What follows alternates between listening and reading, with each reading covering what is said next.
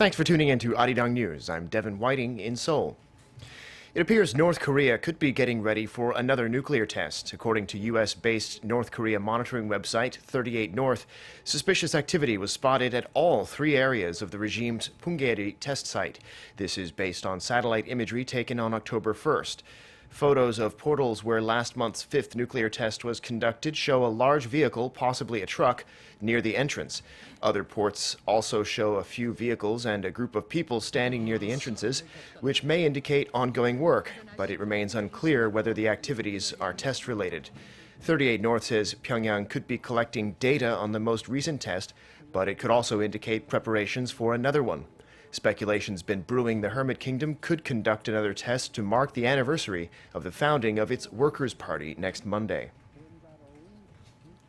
Meanwhile, intelligence from South Korea and the U.S. reportedly indicates that provocation could take the form of a long-range missile launch.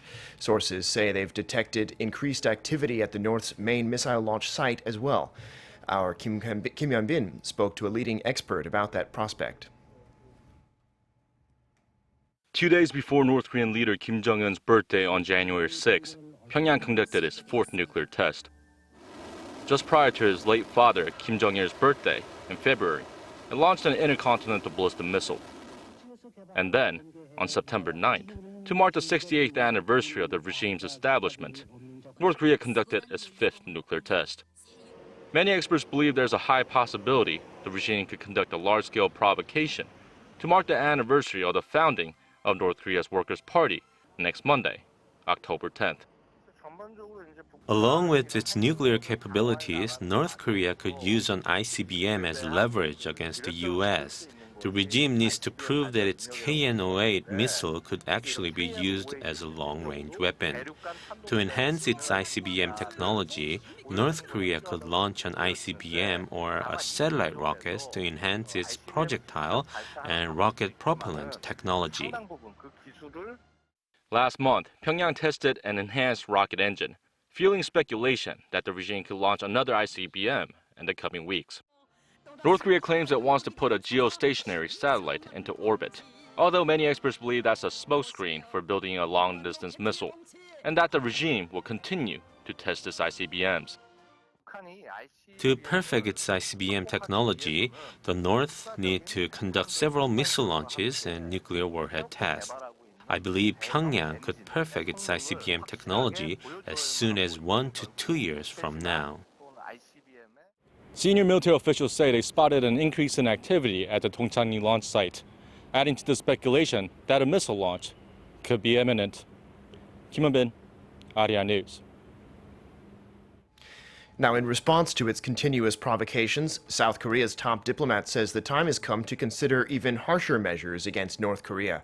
Speaking with Seoul-based Yonhap News Agency in Brussels on Thursday, Foreign Minister Yoon Byung-se said an effective way to punish the North is to encourage countries to sever or sharply limit diplomatic relations with Pyongyang.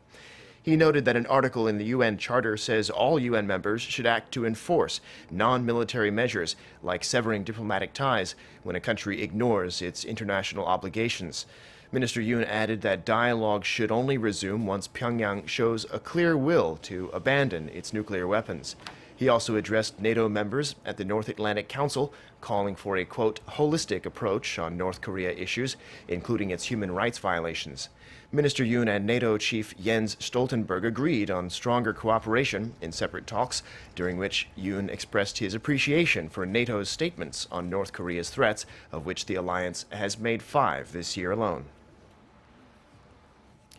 In other news, the Korea VR Festival, showcasing the nation's prowess in the virtual reality industry, will continue through this weekend. And on Friday, President Park Geun-hye paid a visit to the festival site at Digital Media City in Sangam-dong, Seoul, which the government is looking to make a hub for the VR industry. To develop the sector, the government, working with private companies, plans to invest some 400 billion won, or nearly $360 million over the next 5 years. The plan includes putting about 1/10 of that into a VR fund, as well as expanding tax deductions for R&D investment. The augmented reality industry is considered a key part of the so-called Fourth Industrial Revolution and was designated earlier this year as one of the nation's 9 strategic projects. The Norwegian Nobel Committee announced on Friday it's chosen Colombian President Juan Manuel Santos as the winner of the 2016 Nobel Peace Prize. The five-member committee, which specifically handles the Peace Prize, explained that the 65-year-old Colombian leader played an important role in negotiating a treaty to end half a century of civil war between the government and various guerrilla groups in the country, including the Revolutionary Armed Forces of Colombia, or FARC. That treaty was voted down this week in a referendum, but Santos said he'll continue to pursue a deal. This year's laureate was chosen from a record 376 candidates, which included Pope Francis, the Syrian White Helmets, and German Chancellor Angela Merkel. That's all for now. Thanks for watching. More to come on News Center in 2 hours' time. Bye for now.